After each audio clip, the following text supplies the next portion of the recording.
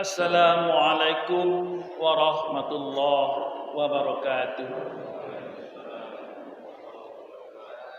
Allahu Akbar, Allahu Akbar, Allahu Akbar, Allahu Akbar, Allahu Akbar, Allahu Akbar, Allahu Akbar, Allahu Akbar, Allahu Akbar. Allahu Akbar kabira walhamdulillahi katsira wa subhanallahi bukratan wa asila.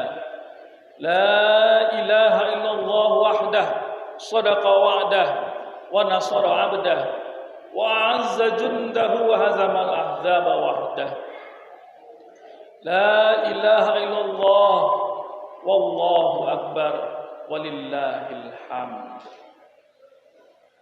Ya ayyuhalladzina amanu taqullaha haqqa tuqatih wa la tamutunna illa wa antum muslimun.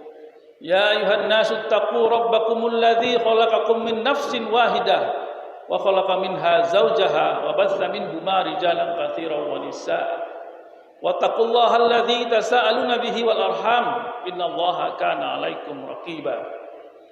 Ya ayyuhalladzina amanu taqullaha wa qulu qawlan sadida yuslih lakum a'malakum wa yaghfir lakum dzunubakum wa man yuti'illaha wa rasulahu faqad faza fawzan 'azima. Qala Allah ta'ala fil Qur'anil Karim, a'udzu billahi minasy syaithanir rajim. Bismillahirrahmanirrahim. Falamma balagha ma'ahu as-sa'ya qala ya bunayya inni ara fil manami anni azbahuka fanzur madza tara. Qala ya abati fa'al ma tu'mar satajiduni insyaallah minas shadirin. Bismillahirrahmanirrahim.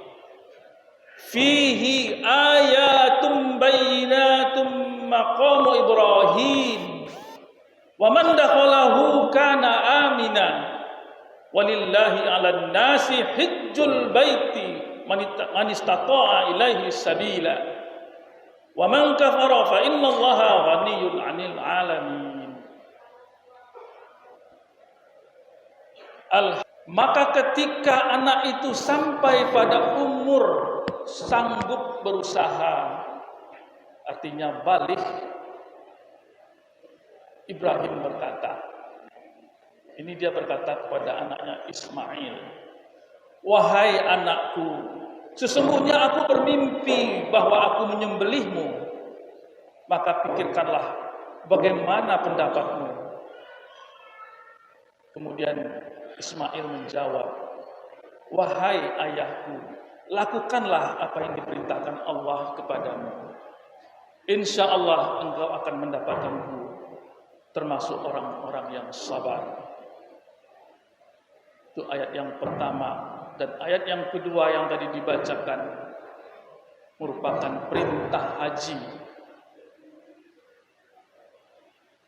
Hari ini sebenarnya adalah hari para jamaah berangkat untuk melontar jumrah Aqabah. Kemarin itu jamaah melaksanakan wukuf di Arafah. Apa itu wukuf?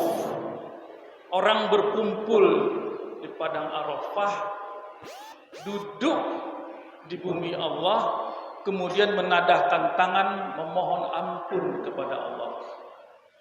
Hari selama wukuf di Arafah itu digunakan untuk memohon ampun dan bertaubat. Itu yang diperbanyak ketika wukuf di Arafah. Panas teriknya matahari itu membakar dosa-dosa kita yang sedang memohon ampun kepadanya, agar kita terlepas dari dibakar nanti di akhirat. Maka orang berlomba-lomba menangis memohon ampun atas kesalahannya di Arafah, agar dia terlepas dari dibakar teriknya api surga, api neraka di akhirat kelak. Dan kita yang tidak melaksanakan haji semestinya kemarin juga mengisi hari dengan banyak bermuhasabah dan banyak memohon ampun kepada Allah, beristighfar. Itu tanda bahwa kita menghargai ibadah haji. Jadi tidak hilang begitu saja bekasnya untuk umat Islam yang di luar kota Mekah. Kemudian hari ini orang meluntar jumroh. Jumroh hanya batu yang dipungut di tengah jalan untuk 7 buah untuk dilontarkan. Apalah artinya batu? Tetapi sebenarnya melontar jumrah itu bermakna adalah kita membuang sifat-sifat jelek yang ada pada kita. Kita meninggalkan, melemparkan, membuang habis seluruh sifat-sifat jelek yang ada pada kita. Ada jumrah aqabah, ada jumrah wusta, ula. Sifat mana yang akan kita buang? Yang harus dibuang adalah sifat kesombongan. 1. Yang kedua, sifat dusta. Dan yang ketiga, sifat zalim. Maka bagus sekali perumpamaannya ini. Ibaratnya ini. Ada 3 batu, ada 3 jenis jumrah. Karena itulah sifat-sifat paling parah dalam diri manusia yang akan menimbulkan sifat-sifat jelek yang lain sebagai anak pinaknya, sebagai derivatnya. Di dalam surat Al-Baqarah panjang Allah menceritakan di awal Al-Baqarah tentang sifat-sifat sombong itu yang akhirnya melahirkan kekafiran. Innal ladzina kafaru sawaun alaihim a anzartahum am lam tunzirhum la yu'minun. Kalau orang itu punya sifat orang kafir, itu sifat dasarnya adalah sombong. Dia tidak mau menerima kebenaran. Orang ini akan sama saja kita beri peringatan atau tidak. Allah menutup pintu hatinya, matanya, telinganya. Ini yang harus dibuang ketika jumrah. Dan kita di Indonesia juga mestinya demikian. Kita buang habis sifat sombong. Yang kedua, sifat dusta. Sifat dusta ini akan melahirkan kemusyrikan. Dasar dari musyrik adalah dusta, bohong. Dan di surat Al-Baqarah awal juga banyak Allah bercerita tentang orang-orang yang musyrik ini. Panjang ayatnya. Yang ketiga adalah zalim. Zalim ini akan menimbulkan kerusakan. Kerusakan pada diri sendiri dan kerusakan pada orang lain. Ini yang harus kita singkirkan. Itu iktibar ibadah haji. Kemudian ibadah kurban. Ibadah kurban diceritakan dalam ayat tadi ketika Nabi Ibrahim mendapatkan perintah untuk menyembelih anaknya. Dan Nabi Ibrahim bermufakat dengan anaknya. Walaupun itu perintah Allah, tidak main tebas aja batang leher anaknya, tapi bermusyawarah. Hai anakku, aku mendapat perintah Allah menyembelihmu. Bagaimana pendapatmu? Kata Nabi Ibrahim. Bagaimana pendapatmu? Jadi ada cara menyampaikan sesuatu kebenaran. Dan apa jawab Nabi Ismail sebagai anak? Laksanakanlah ayah apa yang diperintahkan. Insya Allah engkau akan mendapatkan aku adalah orang yang sabar. Di sini hikmahnya adalah pertentangan antara cinta kepada anak dan patuh kepada Allah. Itu esensinya. Bergumullah di dalam dada Ibrahim, apakah menyayangi anak satu-satunya dan ataukah patuh kepada perintah Allah. Tapi Ibrahim lebih mengedepankan patuh kepada Allah, dan anaknya pun demikian ridha. Maka jadilah peristiwa penyembelihan Nabi Ismail. Dan di kita pun demikian, di Indonesia, di negara kita. Kita berkorban kambing atau sapi. Artinya apa? Kita bertentangan dalam batin antara cinta dengan uang atau cinta patuh kepada perintah Allah. Dan bagi orang yang beriman, uang tidak ada artinya. Yang lain bisa ditunda, tapi kurban harus saya dahulukan. Itulah kepatuhan bila kita mencontoh Ibrahim alaihissalam. Tapi kalau kita berdalih-dalih segala macam, utang belum selesai, kredit di bank belum, dan sebagainya, maka tandanya kita tidak patuh kepada Allah.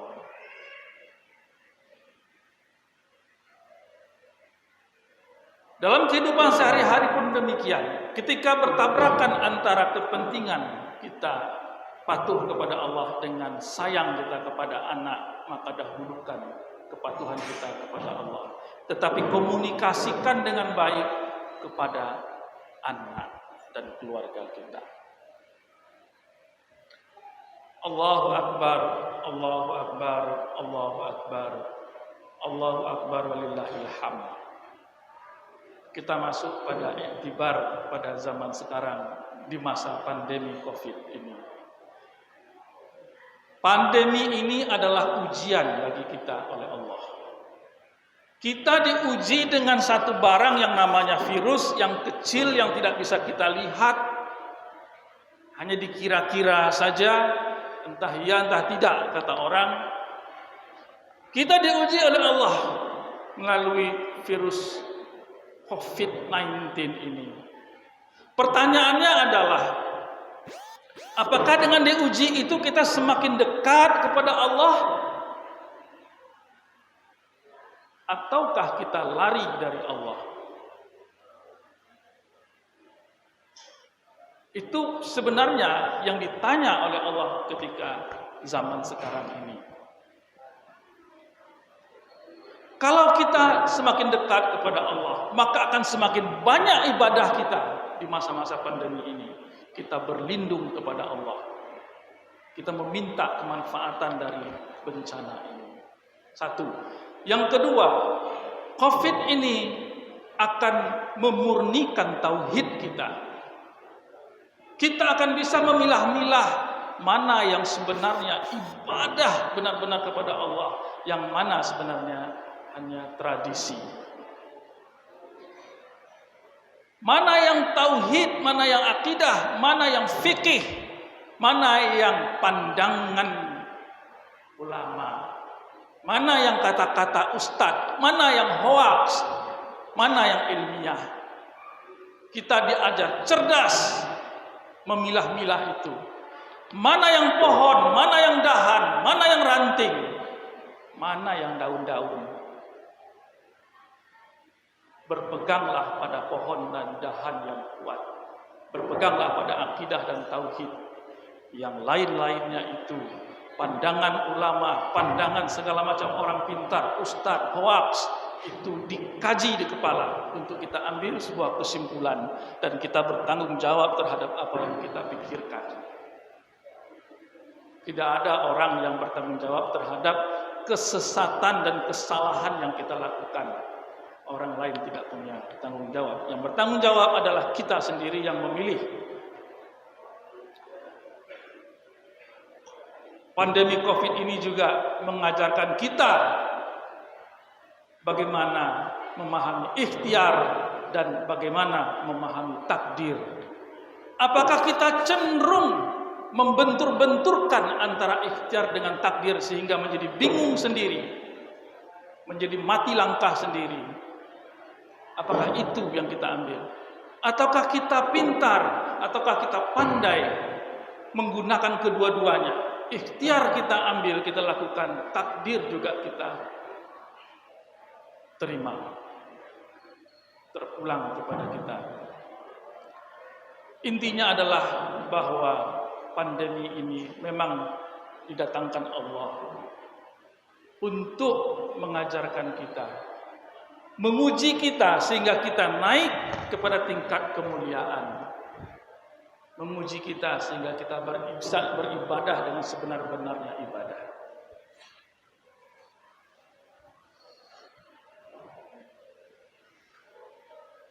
Sidang jamaah Idul Adha yang dirahmati Allah, sebagai kesimpulan dari khutbah ini,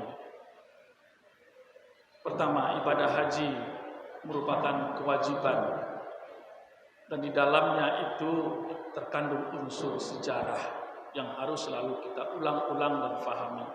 Sejarah adalah pelajaran. Kemudian yang kedua, kurban. Kurban hakikatnya mengajarkan kita kepada kepatuhan kepada Allah Subhanahu wa taala. Kemudian marilah kita menjadi umat Islam yang beriman dan cerdas. Innallaha wa malaikatahu yusholluna 'alan nabi ya ayyuhalladzina amanu shallu 'alaihi wa sallimu taslima. Allahumma shalli 'ala Muhammad wa 'ala ali Muhammad kama shallaita 'ala Ibrahim wa 'ala Ibrahim wa barik 'ala Muhammad wa 'ala ali Muhammad kama barakta 'ala Ibrahim wa 'ala ali Ibrahim fil 'alamin innaka Hamidum Majid. Allahumma ighfir lil muslimina wal muslimat wal mu'minina wal mu'minat al ahya'i minhum wal amwat innaka as-sami'un qaribun mujibud da'wat ya qadiyal hajat. Rabbana zalamna anfusana wa illam taghfir lana wa tarhamna lanakunanna minal khasirin. Rabbana hab lana min azwajina wa zurriyyatina qurrata a'yun waj'alna lil muttaqina imama. Rabbana inna nas'aluka ridhaka wal jannah wa na'udzubika min sakhatika wan nar. Rabbana inna nas'aluka ilman nafi'an wa rizqan wasi'an wa shifaa'an min kulli da'in wa saqamin bi rahmatika ya arhamar rahimin. Allahumma arinal haqqa haqqan warzuqna ittiba'ah wa arinal batila batila warzuqna ijtinabah. Rabbana inna nas'aluka salamatan fid din wa afiyatan fil jasad wa ziyadatan fil ilm wa barakatan fil rizqi wa taubatan qabla al maut wa rahmatan indal maut wa maghfiratan ba'da al maut. Allahumma hawwin alaina fi sakharatil maut wan najatan minan nar wa afwan indal hisab.